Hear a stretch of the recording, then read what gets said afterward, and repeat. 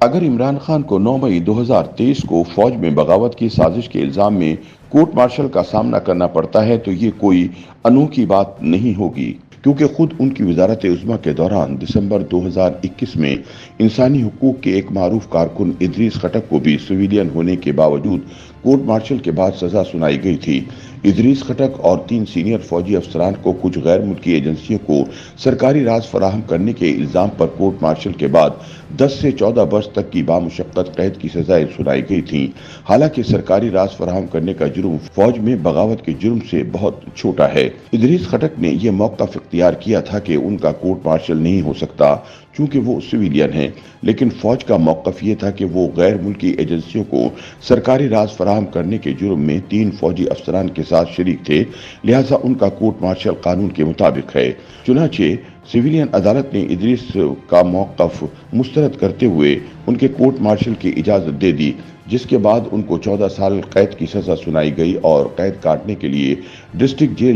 جیلوں منتقل کیا گیا۔ قانونی ماہرین کا کہنا ہے کہ اگر سابق ISI چیف فیض حمید کو فوج میں بغاوت کی سزا کے الزام کا سامنا کرنا پڑا تو پھر عمران خان کا کورٹ مارشل بھی یقینی ہو جائے گا اور ان کا ٹرائل ایسے سویلین کے طور پر ہوگا جس نے فوجی افسران کے ساتھ مل کر فوج میں بغاوت کی سازش کی۔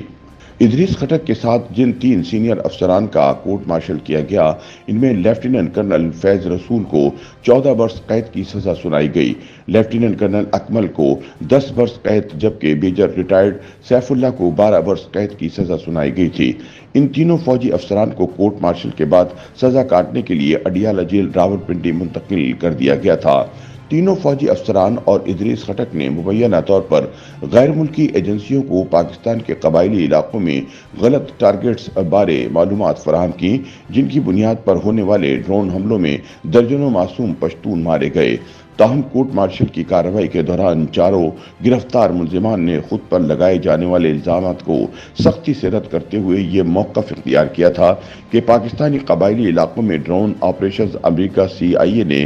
ISI کے ساتھ مل کر کیے تھے، جن کا بنیادی مقصد پاکستانی دشمن طالبان جنگجوؤں کو نشانہ بنانا تھا۔ اس سے پہلے انسانی حقوق کے کارکن ادریس خٹک نے اپنی گرفتاری کو پشاور ہائی کورٹ میں چیلنج کیا تھا اور یہ موقف اختیار کیا تھا کہ ان پر لگائے گئے الزامات جھوٹ پر مبنی ہیں اور فوجی عدالتوں کے خاتمے کے بعد کوئی ملٹری کورٹ کسی بھی سویلین کا کورٹ مارشل نہیں کر سکتی۔ دفاعی اداروں نے ادریس خٹک پر الزام عائد کیا تھا کہ انہوں نے برطانیہ کی خفیہ ایجنسی MI6 کے ایک اہلکار کو پاکستان میں ڈرون کارروائیوں سے متعلق سرکاری راز فراہم کیے، جس سے بے گناہ پاکستانی حملوں میں مارے گئے۔ تاہم ادریس خٹک کے بھائی کی جانب سے دائر درخواست کی سماعت کرتے ہوئے پشاور ہائی کورٹ کے چیف جسٹس قیصر راشد خان اور جسٹس سید ارشاد علی نے پاکستان آرمی ایکٹ کے تحت فیلڈ جنرل کورٹ مارشل کو اپنی کارروائی روکنے کا حکم دینے سے انکار کر دیا تھا۔ چنانچہ کورٹ مارشل کی کارروائی جاری رہی اور پھر دسمبر 2021 میں ادریس خٹک اور 3 سینئر فوجی افسران کو قید کی سزا سنا دی گئی۔ یاد رہے کہ انسانی حقوق کے کارکن ادریس خٹک کو 13 نومبر 2019 کو ضوابط سے حراست میں لیا گیا تھا، جس کے بعد انہیں کئی مہینوں تک گرفتاری ظاہر کیے بغیر حراست میں رکھا گیا۔ بعد میں وزارت دفاع نے پوچھے جانے پر عدالت میں انکشاف کیا کہ ادریس خٹک پاکستان آرمی ایکٹ 1952 کے سیکشن 2(1)(d) کے تحت فوجی حکام کی تحویل میں ہیں، جسے سرکاری رازداری ایکٹ 1923 کے سیکشن 3 کے ساتھ پڑھا جاتا ہے۔ سرکاری رازداری ایکٹ کے تحت ادریس خٹک پر 8 الزامات عائد کیے گئے اور یہ کہا گیا کہ وہ MI6 کے عہدیدار مائیکل سیمپل سے 2009 میں مختلف تاریخوں پر خفیہ بات چیت کر رہے تھے۔ اس دوران وہ مائیکل کو باجوڑ، سوات اور جنوبی وزیرستان سمیت پاکستان کے مختلف علاقوں میں ڈرون کارروائیاں کرنے کے لیے معلومات فراہم کرتے تھے۔ تاہم ادریس خٹک کے وکلا نے الزامات کو مسترد کیا تھا۔ سپریم کورٹ بار ایسوسی ایشن کے صدر عبداللطیف آفریدی، ساجد آفریدی اور طارق افغان سمیت وکلا کا ایک پینل درخواست گزار کے لیے پشاور ہائی کورٹ میں پیش ہوا اور موقف اختیار کیا کہ زیر حراست فرد ایک شہری ہے جس نے نہ تو مسلح افواج کے کسی رکن کے ساتھ مل کر کوئی جرم کیا اور نہ ہی وہ آرمی ایکٹ کے تابع تھا، لہٰذا اس پر فیلڈ جنرل کورٹ مارشل کے ذریعے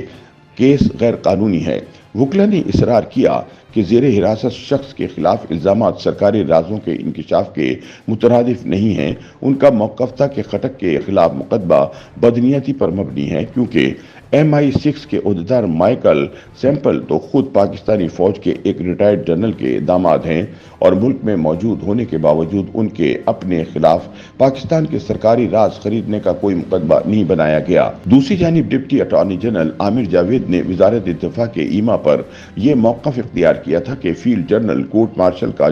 फौजी एक्ट के तहत खुसूसी दायरा इख्तियार है, जिसमें न सिर्फ फौजी एहलकार बल्कि उन तमाम अफराद का अहाता किया जा सकता है जो इस एक्ट के ताबे हैं। चुनाचे पेशावर हाई कोर्ट ने यह फैसला सुनाया कि इदरीस खटक समेत जेर हिरासत अफराद पर सरकारी राज एक्ट के तहत आर्मी एक्ट के सेक्शन 21D2 के तहत जुर्म के इल्जामात आयद किए गए थे। लिहाजा फील्ड जनरल कोर्ट मार्शल जेर हिरासत मुलजिम का ट्रायल करने का इख्तियार रखती है।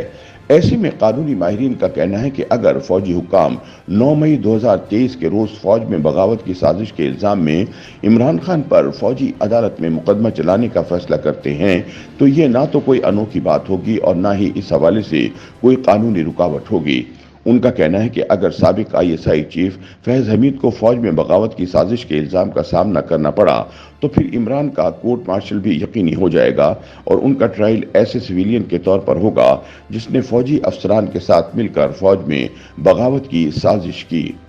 YouTube पर गूगली न्यूज देखने के लिए youtube.com की सर्च बार में गूगली न्यूज TV टाइप करें। गूगली न्यूज के पेज पर सुर्ख रंग के सब्सक्रिप्शन वाले बटन पर क्लिक करना ना भूलिए। YouTube पेज पर अपलोड होने वाली वीडियोस से बाखबर रहने के लिए बेल आइकन पर क्लिक कीजिए। आपको हर नई वीडियो के बारे में नोटिफिकेशन मौसूल हो जाएगा।